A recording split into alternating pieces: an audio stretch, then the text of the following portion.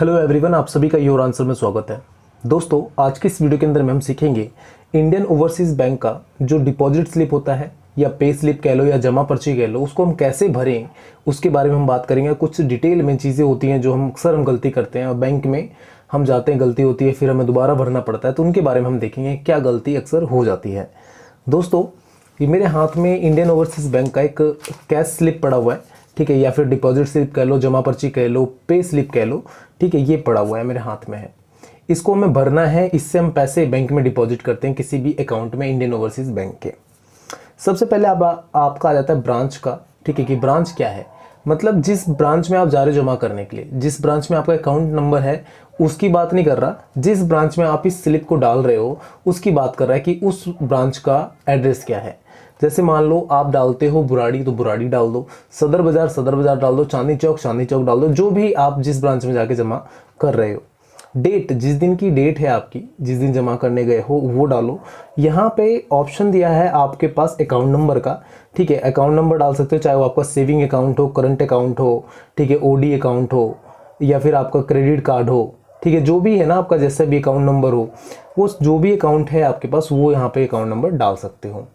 उसके बाद आपका नाम, जो भी आपके पासबुक में नाम दिया गया है वो यहाँ पे एज इट इज़ मेंशन कीजिए, ठीक है। फ़ोन नंबर ज़रूर डालिए, क्योंकि कई बार क्या होता है कुछ गलती लग जाती है और हम घर आ जाते हैं बेफिक्र होकर कि चलो अब तो हो गया, ठीक है, पर अगर फ़ोन नंबर डाला है तो वो आपसे कांटेक्ट कर पाएंगे, तो फ़ोन नंबर ज़रूर डालें। यहाँ पे अमाउंट वर्ड्स में, यहाँ पे नीचे में वर्ड्स में डालना होता है।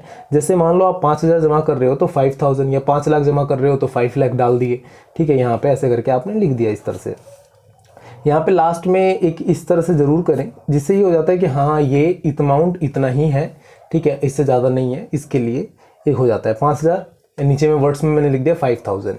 ये जो नीचे वाला कॉलम है ये मोस्ट इंपॉर्टेंट कॉलम एक तरह से होता है। इसके अंदर में आप जमा कैसे कर रहे हो, कई बार क्या होता है हम डायरेक्टली चेक, जैसे मान लो कैश में मुझे चेक चाहिए था, सेल्फ का चेक मिला मुझे कहीं से, ठीक है, अब सेल्फ का चेक मिला तो सेल्फ के चेक को मैंने क्या किया, डायरेक्टली अकाउंट नंबर के साथ में डाल दिया और उनको बोला कि अकाउंट में ट्रांसफ़र कर दो। तो यहाँ पे मैं डाल दूंगा चेक नंबर, डेट वेट जो भी, और वो कर सकते हैं अकाउंट में डायरेक्टली मेरा ट्रांसफ़र कर सकते हैं। पहली चीज़ तो ये हो गया।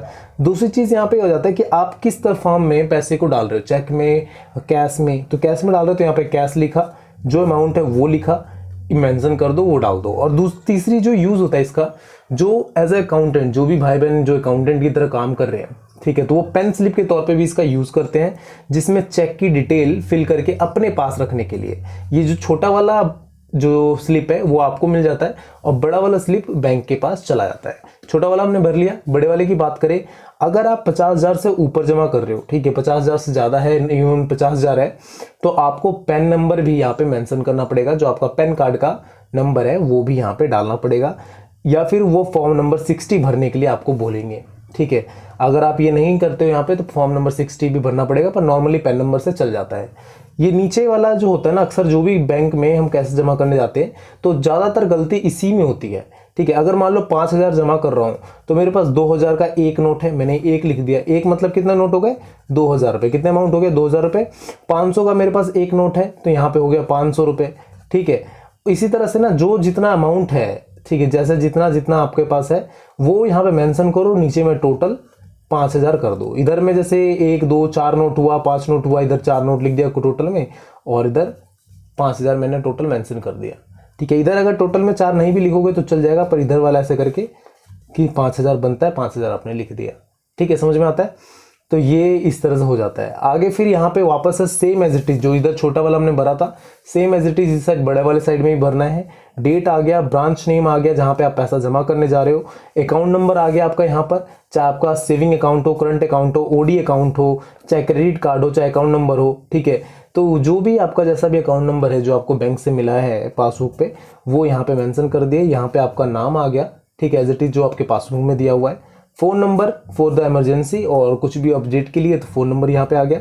ईमेल आईडी है आपके पास तो डाल दो। अक्सर यहाँ पे ईमेल आईडी की जगह नहीं होती ज़्यादातर बैंकों में यहाँ पे एड्रेस की जगह होती है। तो अगर आपके पास है ईमेल आईडी और आप डालना चाहते हो, इंटरेस्टेड हो तो डाल सकते हो, अदरवाइज स्किप कर सकते हो, कोई दिक्कत नहीं है यहाँ पे, ठीक है। यहाँ पे फिर वर्ड्स में आप डाल दो कितने रुपये आप डाल रहे हो, 5,000 तो 5,000 है, यहाँ पे 5 लाख तो 5 लाख करके डाल दिया हमने, ठीक है। तो इस तरह से यहाँ पे वर्ड्स में हमने ये डाल दिया।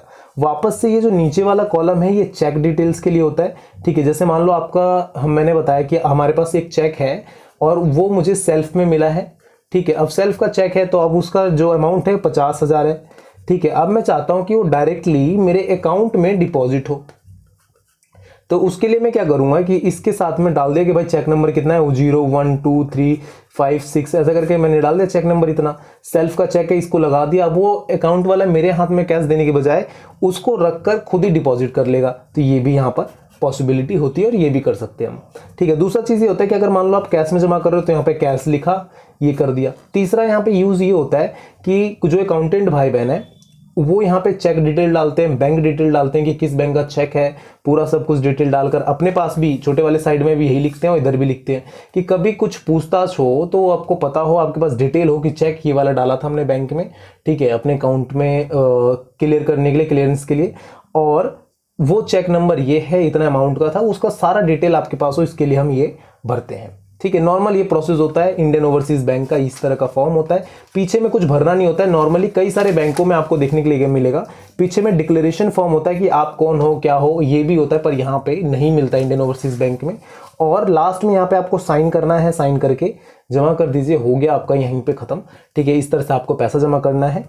ठीक है, आप कर सकते हो। अगर कहीं और भी आपको बैंकिंग से रिलेटेड कोई और भी हेल्प चाहिए हो, कहीं पे और भी कंफ्यूजन हो, कुछ नहीं आता हो, तो आप कमेंट करके पूछ सकते हैं। आपके लिए हमेशा हाजिर है। Thank you so much for your answer. Bye bye, take care, all the best.